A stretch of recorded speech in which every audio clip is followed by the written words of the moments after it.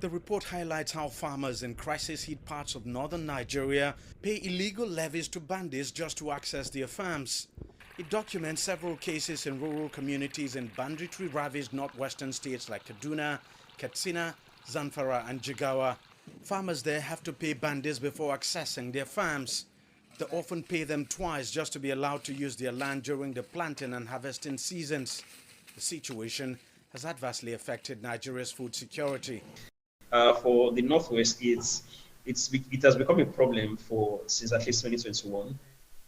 And this is only made possible by the fact that large swathes of territories in the rural parts of the Northwest are under the control of armed groups.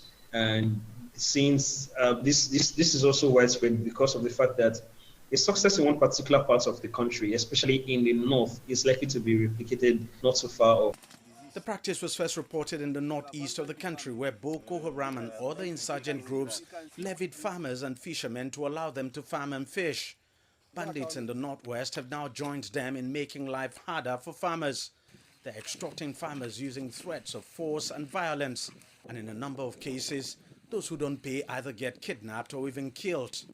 The bulk of where these issues happen, talking about the communities where levies for farming is more prevalent, especially in the rural parts of the Northwest, the security presence is low to non-existent.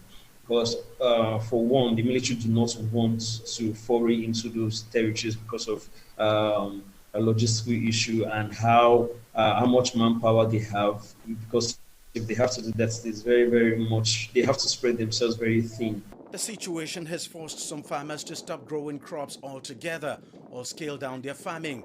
Others have been forced to seek safety elsewhere. One of such farmers who has relocated is Ahmad Saeed. He'd abandoned 5 of his large farms in the forest. He now farms on a small scale close to his home, where there's relative security. In the past, I would go to my farm in the forest and spend like 2 weeks there, farming without any disturbance. But now, it's impossible. Most of the time, when you're at your farm, the bandits will come and start making demands. If you can't pay, they kidnap you and demand outrageous ransom payment. Sometimes they mention figures that I've never seen in my life. Many large-scale farmers have since adopted Saeed's method. They've scaled down their activities and are farming close to their homes. But their output has dramatically reduced as a result. The country is feeling the impact of that reduced productivity through food shortages and higher food prices. The government says the security situation is now improving. It's also announced additional measures to address the problem permanently. Of course, this is not to say that the security situation has been solved completely, but we have seen significant improvement. In Borno, for example, areas where farmers have not been able to cultivate as a result of security, those farmers have now returned to their farms. It is also the same thing in Jigawa and many parts of the country. Mr. President and the state governors have also discussed the possibility of improving the numeric strength of forest rangers to train them so that they can keep our forest and our borders very safe. Now, there is also a discussion around the issue of state police.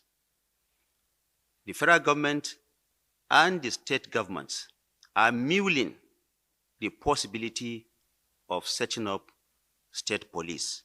Many have lauded the initiative to set up fully fledged police departments for states across Nigeria. They say this will help bring back farmers to their land. Farmers in northwest Nigeria like Saeed are hoping that security will be urgently restored so that they can grow their crops safely once again. Deji, Bademosi, CGTN, Lagos, Nigeria.